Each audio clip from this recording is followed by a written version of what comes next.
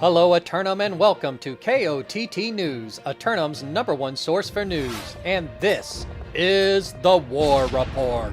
No change in the dynamic of Eternum last night as the Zealots of Outcast keep the Syndicate from getting a foothold with the Fishermen, and the forces of Globo Gym outdodge the Marauders of Average Quality and retain control of the forward observation post of Morningdale. KOTT News were on the scene to get a reaction from the victors after the fight. Congratulations on your victory out here in Morningdale, fending off the Globo Gym winners once again. How do you feel it went out there today? John, I think we did really good in the fort. Obviously, our point phase wasn't the best, but, sometimes things don't go the way that they're planned.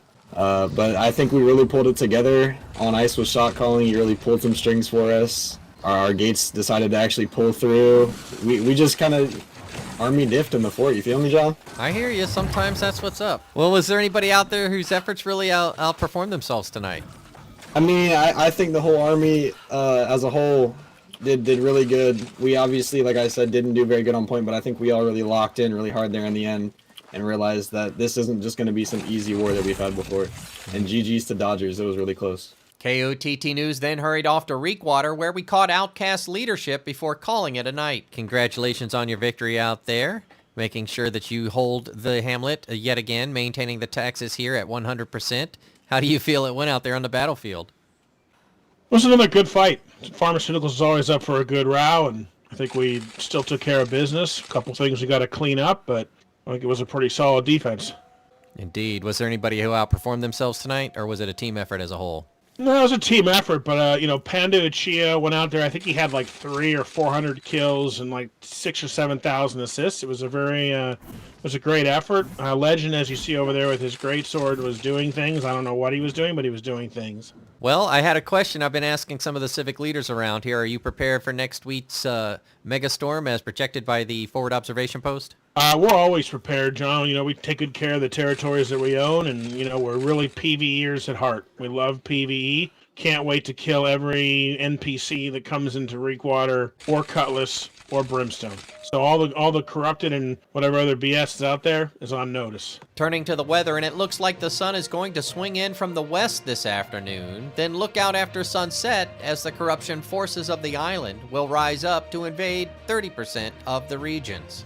KOTT News would like to remind its subscribers and those who are about to be that the forward observation post of Morningdale have identified a pending megastorm.